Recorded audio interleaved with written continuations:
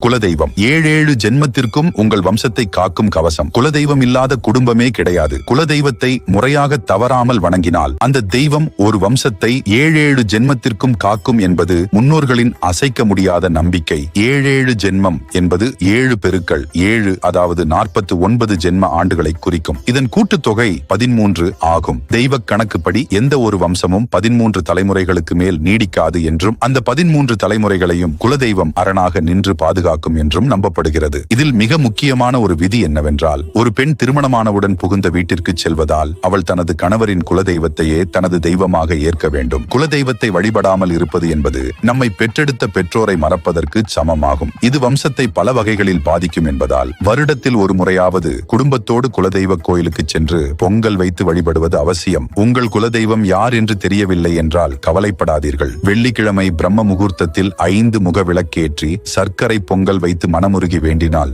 ஏதோ ஒரு ரூபத்தில் உங்கள் குலதெய்வம் உங்களை வந்தடையும். சுக்குக்கு மிஞ்சிய மருந்தும் இல்லை, குலதெய்வத்திற்கு மிஞ்சிய கடவுளும் இல்லை என்பது